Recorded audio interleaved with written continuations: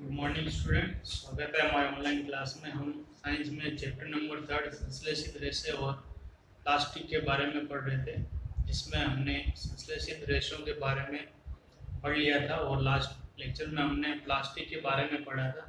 Plastic दो प्रकार के होते हैं, थर्मोप्लास्टिक और थर्मोसेटिंग प्लास्टिक, जिनके बारे में हमने पढ़ा था। ऐसे प्लास्टिक जो मुलायम हो, मोड़ने पर आसानी से मुड़ जाते हैं और गर्म करने पर वो विकृत हो जाते हैं, उनको थर्मोप्लास्टिक कहा जाता है। और ऐसे प्लास्टिक जो मोड़ने पर मुड़ते नहीं है और गर्म करने पर विकृत नहीं होते हैं, उन्हें थर्मोसेटिंग प्लास्टिक कहा जाता है। आज हम प्लास्टिक के गुणों के बारे में पढ़ेंगे कि प्लास्टिक के अंदर ऐसे कौन से गुण हैं जिनकी वजह से आज वो दूसरे धातुओं से बने बर्तनों की जगह ले रहे हैं और हम जो है हर जगह प्लास्टिक का उपयोग कर रहे हैं। तो उनमें प्लास्टिक के जो गुण हैं, उनमें पहला जो गुण है प्लास्टिक के लक्षण या जो गुण है जिनकी वजह से प्लास्टिक को काम में ले रहे हैं, उनमें पहला लक्षण है प्लास्टिक अनअभिक्रियाशील।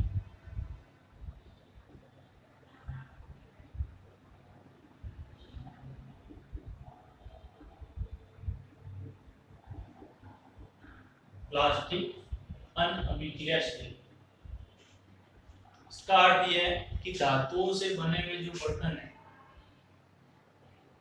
धातु जैसे लोहे या और किसी दूसरे धातुओं से बने हुए जो बर्तन है, ये वायु व जल से क्रिया कर लेते हैं।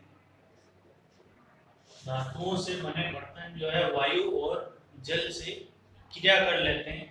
और जैसे लोहे से बनी अगर कोई बर्तन है तो वो वायु और जल के अगर संपर्क में आता है तो उस पर जंग लग जाती है और वह खराब हो जाते हैं। इसी प्रकार दूसरी धातुओं से बने बर्तन भी जब लगातार वायु और जल के संपर्क में रहते हैं तो वो संक्षारित होते हैं, यानी धीरे धीरे खराब होने लगते हैं। यही कि जो प्लास्टिक है, प्लास्टिक से बने कोई भी पात्र है वो वायु और जल से क्रिया नहीं करते हैं, वायु व जल से क्रिया नहीं करते हैं। प्लास्टिक से बनी हुई सामग्री कोई भी पात्र है वो वायु और जल से अभिक्रिया नहीं करते, इसलिए प्लास्टिक जो है अनअभिक्रियाशील है।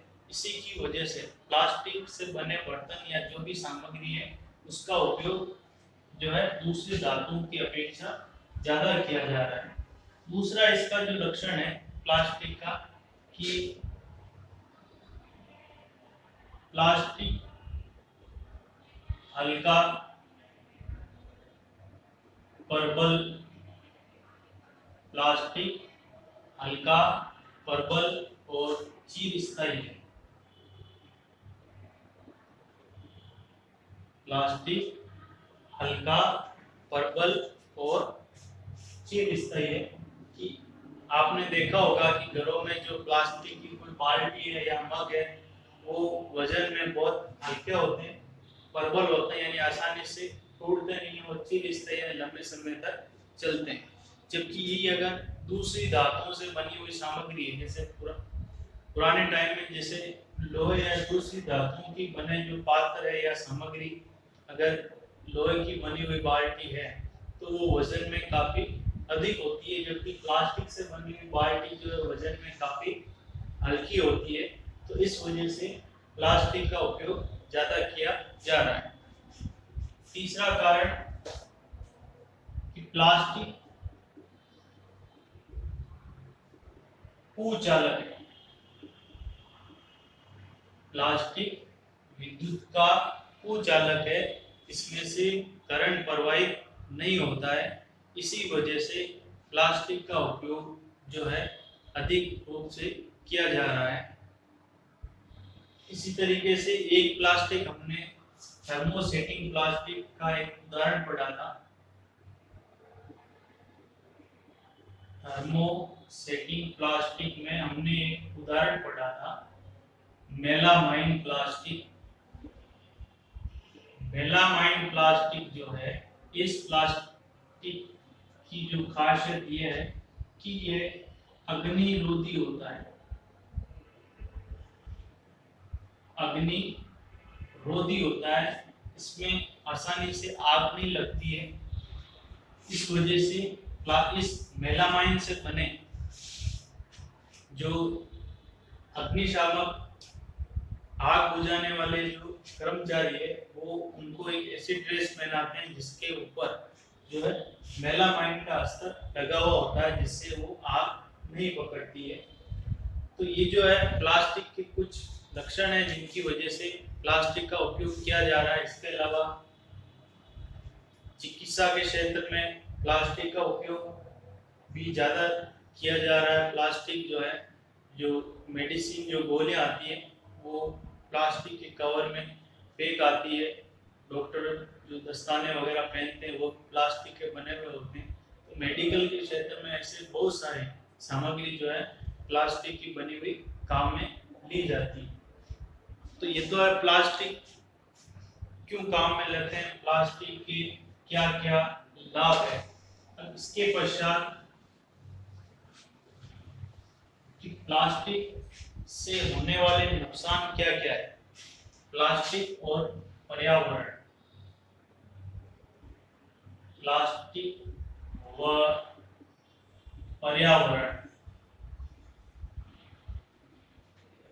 प्लास्टिक से होने वाले नुकसान पढ़ने से पहले हम यहाँ पर जैव निम्नीकरणीय पदार्थ और अजैव निम्नीकरणीय पदार्थों के बारे में पढ़ेंगे। जैव निम्नीकरणीय पदार्थ और अजैव निम्नीकरणीय पदार्थ।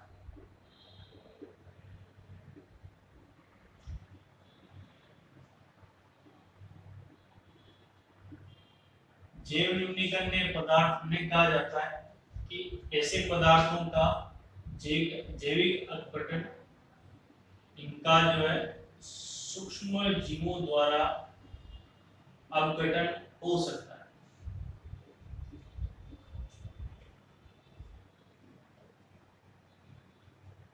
और अजैव निम्नीकरणीय पदार्थ उन्हें कहा जाता है जिनका सूक्ष्म जीवों द्वारा अपघटन नहीं होता है।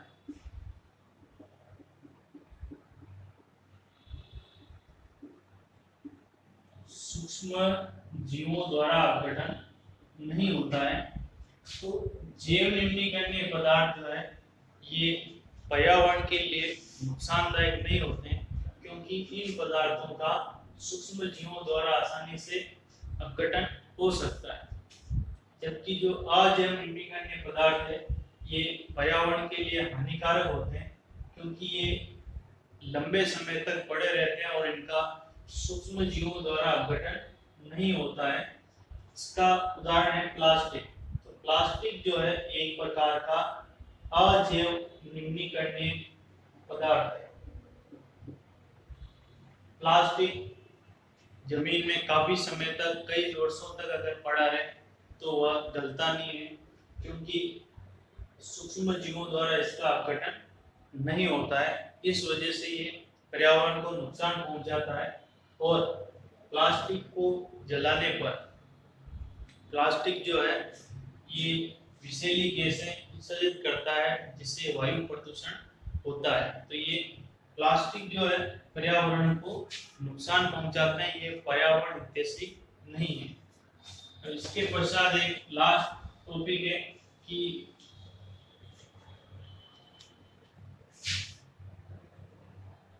फाइव आर सिद्धांत है। 5R,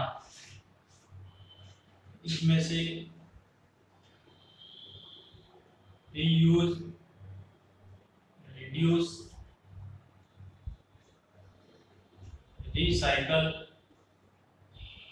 रिकवर और रिफ्यूज, ये 5R सिद्धांत है। रीयूज का मतलब होता है सामग्री का पुनः उपयोग करना, उसको रीयूज कहा जाता है। रिड्यूस कम उपयोग करना, रिसाइकल का मतलब पुनर्चक्रण करना, और रिकवर इसको कि कुछ चीज़ें ऐसी होती है जिनको वापस प्रयोग में ले लेना चाहिए, और रीफ्यूज जो ये कुछ ऐसी चीज़ें होती है जिनका उपयोग नहीं किया जाता है उनको फेंक देना चाहिए, उनको रिफ्यूज कहा जाता है। तो ये जो है 5R सिद्धांत है जो हमें पर्यावरण को बचाने के लिए इस सिद्धांत का उपयोग किया जाना चाहिए। तो इसी के साथ जो है हमारा ये तीसरा चैप्टर कंप्लीट होता है, संश्लेषित रेशे और प्लास्टिक।